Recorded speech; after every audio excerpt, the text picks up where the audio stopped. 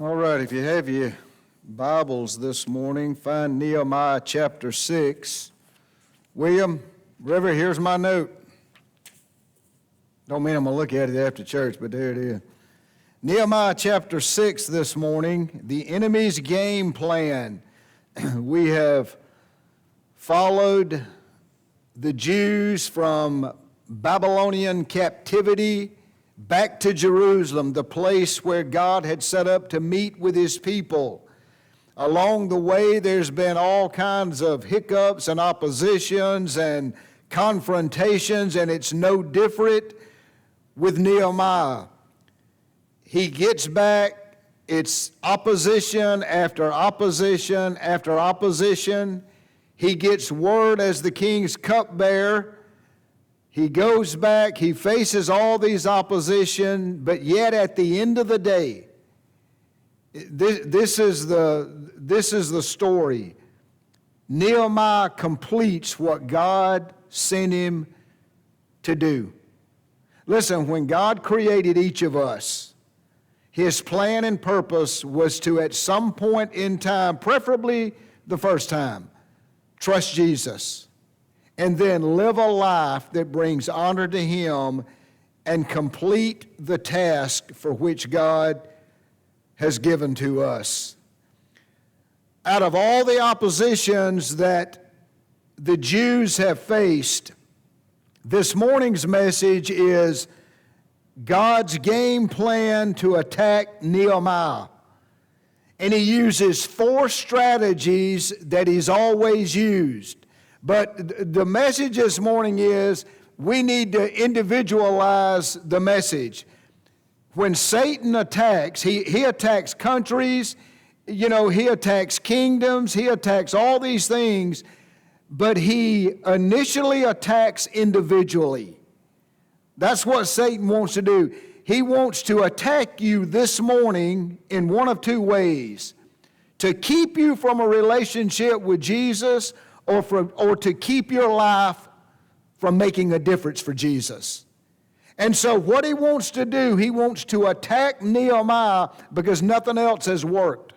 And so he's going after the head source to see if he can discourage Nehemiah.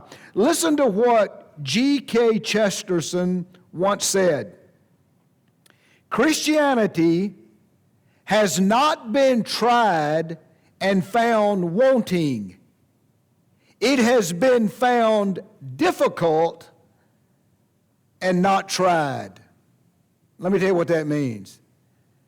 It means that most people, when they get into a relationship with Jesus, then realize what a battle it was. And a lot of Christians, unfortunately, drop out. I don't mean they lose their salvation, they just drop out of the fight. Yeah, that's why Jesus said many times in Scripture, count the cost. When you get saved, it's not the end of difficulties and problems. Listen, your greatest challenges lie ahead of you when you become a Christian. Because now you're no longer siding with the enemy, you're against the very one that wants to destroy your soul. And every time he can wreak havoc on your life, it pleases him. And that's what he means by that statement. So what are the strategies that the enemy used and directed at Nehemiah himself? Listen, if he can get Nehemiah to falter, the work stops. Let me tell you something. Every great man of God goes through these struggles. I'm not one of those men. But we do. Listen, we need to earnestly pray for one another. But I plead for your prayers every day. I'm no better than you, I'm no worse than you. But Satan pulls out all stops to do whatever he has to do. And a lot of times he'll go to the top and try to work his way down. That's what he's doing with Nehemiah. What does he do for Nehemiah? What is he trying to show Nehemiah to take his eyes off Jesus? The first thing is, it's compromise. Now, there are times in our life that we have to compromise in a good way. But never, under any circumstance, do we compromise with the enemy. Look at Nehemiah chapter 6. And listen, some of these names, especially when we get to the end of this chapter that I'm going to try to pronounce. I have written them every way I know how. Just bear with me as I read them. Nehemiah chapter 6. Let's look at verses 1 through 4. And the first strategy Satan uses is that of compromise. Now it happened when it was heard by Sanballat, Tobiah, Geshem, and Arab, and the rest of our enemies, that I had rebuilt the wall. Not himself, but just he was leading in doing that. And that no breach remained in it. Although at that time I had not made the doors to stand in the gates. That Sanballat and Geshem sent a message to me saying, "Come, let us meet together at Shephram in the plain of Ono." But they were planning to do me harm. See, Nehemiah already knows. How does Nehemiah already know this? Because of his walk with God. I mean, the enemy's already tried to attack in several different ways. He knows he's coming. So I sent messengers to them saying, "I am doing a great work, and I cannot come down. Why should the work stop while I leave it and come down to you?" And they sent messages to me 4 times in this manner, and I responded to them in the same manner. What they're wanting to do now is join forces with Nehemiah in a bad way. They've tried everything else, and nothing's worked. But the good news is Nehemiah sees it coming. They're wanting to set up a conference, if you will, with Nehemiah. And Nehemiah sees straight through it. Nehemiah has purposed in his heart, long before he left as cupbearer to Artaxerxes the king, he had purposed in his heart, I'm going to do what God's called me to do. And one thing I'm not going to do, I'm not going to compromise. And he sees straight through what's coming his way. There's a verse, let me share some things. I don't have any of these to put up. In Deuteronomy chapter 5 and verse 32, that verse basically says, "Do as God says. Do not turn to the left or to the right." That's the same command that God gave to Joshua after he took over after the death of Moses. He said, "Get into my word and don't veer either way." And if we'd do that, we would respond as Nehemiah did. We wouldn't compromise. But there's a chapter in 2 Chronicles chapter 18, King Jehoshaphat of Judah compromises. He sides with King Ahab of Israel to fight Syria. That was a no-no. King Hezekiah in 2 Kings 18 falls under the pressure of the Assyrians, and he compromises. But God tells us to don't compromise. We compromise situations in life. Sometimes we have to, but never do we compromise with the enemy. Never. Listen to this illustration. Years ago, there was a missionary in China whose abilities were so outstanding that one of the American companies tried to hire him. They offered him an attractive job with a salary to match, but he turned it down. He told them that God had sent him to China as a missionary. He thought that would end the matter, but instead, the American company came back with a better offer and an increase in salary. He turned that down too. But again they came back, a lot like what's going on here in Nehemiah chapter 6, doubling the financial package. Finally, he said to them, "It's not your salary that's too little. It's the job that's too small." Listen, I think that's Nehemiah's response. The great work that Nehemiah has going on, he won't forsake it for anything else. I jotted down here, and Scripture's filled with them. Job didn't compromise. Daniel didn't compromise. Shadrach, Meshach, Abednego didn't compromise. Why? Because of their relationship and fellowship with the Lord. It was a daily walk. You know how we get to the point where we don't compromise? Do what these guys did. It is a daily, habitual walk with God. Listen, you won't ever get it just by coming to worship on Sunday morning. You won't ever get it by coming to prayer meeting on Wednesday night. You will get it in a daily, habitual walk with God. That's who Nehemiah is. So the first thing that the enemy tries to do is he tries to get Nehemiah to compromise. He didn't. Step 2. Another tactic is slander. Look at verses 5 through 7. Nothing's worked so far, and thank the Lord, nothing will with Nehemiah. But look at what takes place in verses 5 through 7. Then Sanballat sent his young man to me in the same manner, a 5th time, with an open letter in his hand. In other words, we're going to take this a step further. You won't compromise? Let's see how this affects you. In this letter was written, "It is heard among the nations," and Gashmu says, "that you and the Jews are planning to rebel. Therefore you are rebuilding the wall, and you are to be their king according to these words. You have also set up prophets to call out in Jerusalem concerning you, a king is in Judah. So now it will be heard by the king," Artaxerxes is that king, "according to these words. So now come, let us take counsel together." What this is, it's an untrue letter that claims that Nehemiah is trying to take over for King Artaxerxes. That's what's in the letter. It's a letter filled with lies, but it's also a letter to spread gossip. Listen to what somebody said about gossip. Someone once said, "Gossip is news you have to hurry to tell somebody else before you find out it isn't true." And we've all been down that road. But the gossip is news you have to hurry to tell somebody else before you find out it isn't true.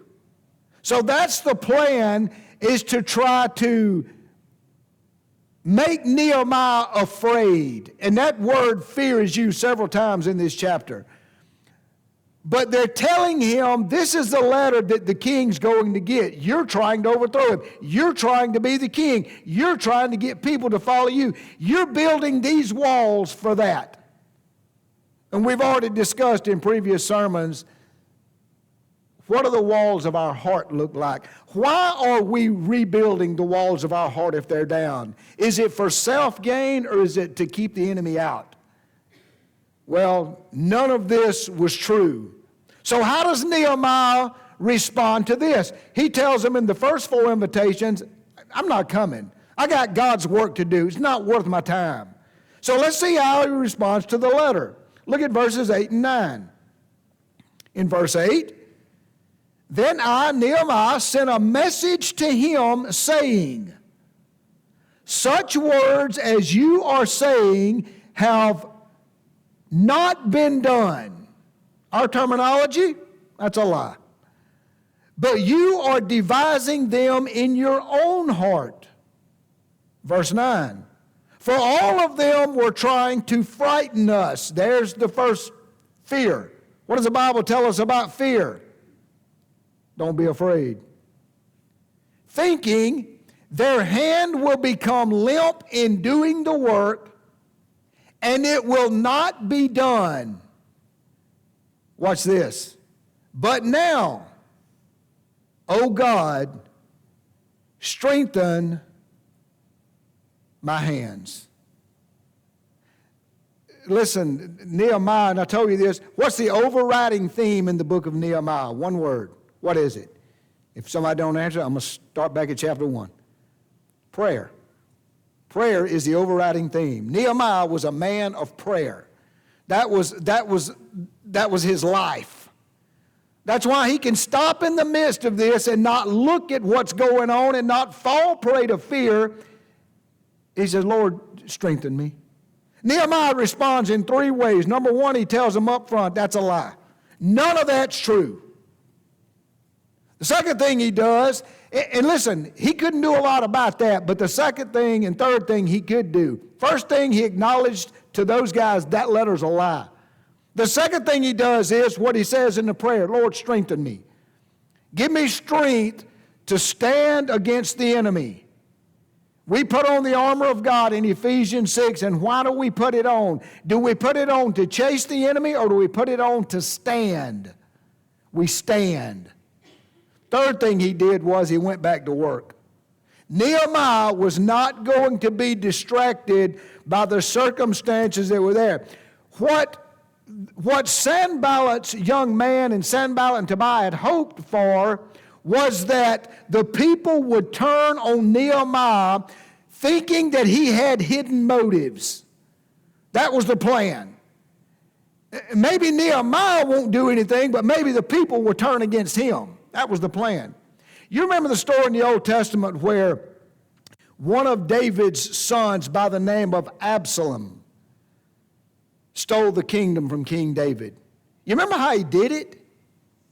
He went out and got all the people to side with him, and he took the kingdom.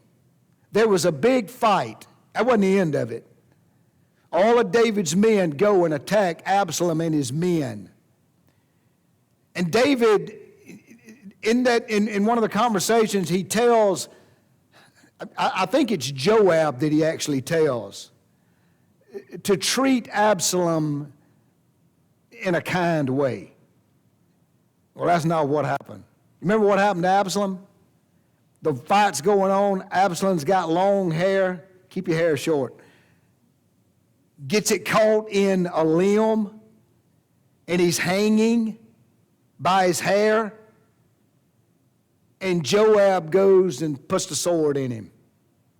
He didn't take heed to what David said. He knew Absalom needed to go, and he did. That's how Absalom died, tried to take the kingdom from David. I don't know that these men are hoping the story ends this way. They just want Nehemiah they want him out. They want the people to turn against him because they think he's doing all these things for himself. Someone said about Nehemiah took care of his character and trusted God to take care of his reputation. Nehemiah took care of his character and he trusted God to take care of the reputation. In other words, that letter's a lie. God will do with it what he wants.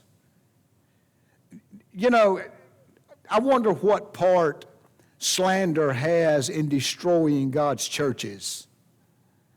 You know, maybe we've all been guilty of saying something we shouldn't have said, spreading a rumor or a gossip. But listen, James chapter 3, I don't have this one to put up, but I want to read one verse to you. If I can get to it, I should have marked it, but I didn't, sorry. In James chapter 3, verses 1 through 12, James talks about the tongue, but I want to read just verse 6. And the tongue is a fire, the very world of unrighteousness. The tongue is set among our members as that which defiles the entire body and sets on fire the course of our existence and is set on fire by hell. Someone has said the number one enemy of Christian unity is the tongue. That's a sharp little rascal.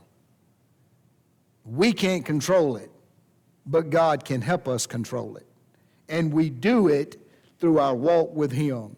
So the enemy tries compromise. That didn't work. He tried to slander Nehemiah's name. That didn't work. Now he tries threats. Look at verses 10 through 14. Here come some of these names, so bear with me. Verses 10 through 14 in Nehemiah 6, verse 10. Now I, Nehemiah, entered the house of Shemaiah, the son of Delaiah, son of Mehetabel, who was confined at home, and he said, let us meet together in the house of God, within the temple. Now they're wanting to go from just meeting to get Nehemiah in the temple. And let us close the doors of the temple, for they are coming to kill you, and they are coming to kill you at night. But I said, should a man like me flee? And could one such as I go into the temple just to live? I will not go in. Then I recognized that surely God had not sent him, but he spoke his prophecy against me because Tobiah and Sanballat had hired him. He hired for this reason, that I might become what? Afraid, and act accordingly and sin, so that they could give me a bad name in order that they could reproach me. Verse 14. Remember, O my God, Tobiah and Sanballat, according to these works of theirs, and also Noadiah, the prophetess, and the rest of the prophets who were trying to make me, here it is again, afraid. I'm not going to reread these verses, but in verse 3 and verse 11, Nehemiah makes these two statements. I cannot come down, verse 3. I will not go in, verse 11. You know why Nehemiah wouldn't go in? It was forbidden for him to go in. Nehemiah wasn't the priest. You remember the story of King Uzziah? He tried that. You remember what happened to King Uzziah besides the fact that he died in Isaiah 6? Leprosy. He was stricken with leprosy. Listen, Nehemiah said, I'm not doing any of that. And in verse 14 again, we see it again. Nehemiah offers up a short prayer. This short prayer comes from a life of prayer. I share this story just about all the time. Remember the story of Daniel? When Daniel is told not to pray. I'm trying to remember the king's name. Y'all help me. Was it Darius?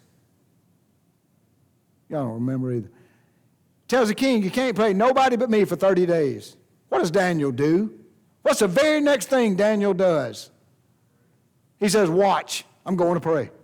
Gets on his knees, opens his windows, and prays. And it says in a verse in Daniel, he did that as he had done before. Why was Daniel able to have that kind of confidence to go pray? He had done it before. That was his life. It was a life of prayer. Listen, and me included, most of us know very little about prayer. We love the power of prayer, but let me tell you what prayer is in one word. Warfare. When you get on your knees and you beseech God about something in your life or somebody else's life, let me tell you something. Warfare has begun. And do you know what we do most of the time when we get into that? We become afraid and we quit. Nehemiah was not that man. He was like Daniel. He didn't run. So the threats, the compromise, the slander hadn't bothered him. Number 4, intrigue. I-N-T-R-I-G-U. It means a secret plot. What was that secret plot? We see it in verses 15 through 19. Here's all these names I can't pronounce. In verse 15, so the wall was finished. Finished building the wall. Get this, just to put it in context. The wall was some 2.5 miles long, some 40 foot high, and some 8 foot thick. How long did it take Nehemiah to finish the walls of Jerusalem? 52 days. 2.5 miles long, 40 feet high, 8 feet thick. Those numbers may not be exact, but it gives you a pretty good idea. 7 weeks, 3 days, done. You know why I think it was? Before Nehemiah ever left his cupbearer, he got on his knees before God. And he said, I want to be that man that does it. And you know what? He was that man that did it. So the wall was finished on the 25th of the month of Elul in 52 days. Now it happened that when all our enemies heard of it, and all the nations surrounding us saw it, their confidence fell. The next sentence tells us why their confidence fell. And they knew that it was from our God that this work had been accomplished. Also, in those days, many letters went from the nobles of Judah to Tobiah. He's a very important character, one of the cons in this whole story. And Tobiah's letters came to them. For many in Judah were sworn by oath to him, because he was the son-in-law of Shechaniah, the son of Arah, and his son Jehohanan had taken the daughter of Meshullam, son of Berechiah, as a wife. Moreover, they were speaking about his good deeds in my presence and bringing my words to him. Then Tobiah sent letters to make me afraid. The walls were done, but the enemy didn't stop. What's going on right here is Tobias, he married into that. And all these nobles were running to Tobiah, this crooked snake in the grass, and giving him honor instead of giving it to God. And that's what's happened here. That's where the secret plot comes in. Tobiah's finding out all this stuff from Nehemiah's workers because he's tied in. And what Tobiah's doing, he's making the people believe that he's on the good side. He's not. He's the enemy. Thank the Lord, Nehemiah sees through every bit of it as the leader of rebuilding the walls. Andrew Bonar says, let us be as watchful after the victory as before the battle. When does Satan most attack us? After a victory. When you have a spiritual victory in your life, look out. And that's what he means here. Let us be as watchful after the victory as before the battle. I told you earlier, Satan's plot's twofold this morning. Destroy your soul so that you spend an eternity in hell with him. Or destroy your testimony where lost people will look at you and say, see, God doesn't matter anyway. Nehemiah did neither. You know why? He was prepared. He was a man of prayer. I want you to listen to this, and I got one illustration, I'm done. The story begins in Nehemiah 2:4. So I prayed.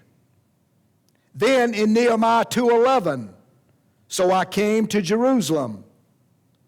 Then in Nehemiah 2:18, so they strengthened their hands for the good work. Then in Nehemiah 4:6, so built we the wall. Then Nehemiah 4:21, so we labored. Then Nehemiah 6:15, so the wall was finished. What a work of God through God's people. And again, why did that come about? Because they prayed and they listened to God. Not to compromise, not to slander, not to threats, not to intrigue. They listened to God. There's a story about a Native American who left the reservation to join his cousin who lived in the city. One day, as they were walking down a busy street, the Native American said, "I hear a cricket." His city cousin was amazed because all he could hear was traffic. After a short search, the man reached down and picked up the cricket. When he stood up, he pulled some change out of his pocket and dropped it on the sidewalk. This noise was no louder than the crickets, but immediately several pedestrians stopped and turned toward the sound. The Native American then turned to his cousin and said, "See, people hear what's important to them." That's a message by itself. Do you know what Nehemiah kept hearing? God's voice. He kept talking to God. He kept listening to God. And this was a personal attack. This wasn't an attack on the people anymore. This was Nehemiah. So I encourage you this morning, two things. Talk to God and listen to God. And when we do those two things, then our ending is just like Nehemiah's. Then the walls were completed. Don't you want to stand before God one day and first of all hear him say, "Well done, thou good and faithful servant"? I mean, if you're saved, you get in, but those are the words I think every Christian longs to hear. And to hear those words, you listen to the voice of God and you speak to God. Whatever's going on in your life, that's the plan this morning. Father, thank you for the story of Nehemiah, for his boldness, for his courage, Lord, most of all, for his faith and his life of prayer and his walk with you. And Father, thank you that we can read in Nehemiah 6:5, job not just done, but job well done, led by God himself through Nehemiah and the faithful Jews. Lord, I pray that that would be the ministry here at Victory Hill. The Lord, we would seek your face and know your mind and know your heart and build the walls of our lives in a way that would glorify you and point others to Jesus to do the same. There's one this morning who's never trusted you. Lord, I pray that today would be that day. For those who need to come and get on their knees before you and just ask you to help rebuild the walls around their life, give strength to do that, Lord. Nothing else matters this morning, and nothing in eternity will matter but Jesus. You take this time of invitation this morning, Father, and you be glorified and honored in it in Jesus' name.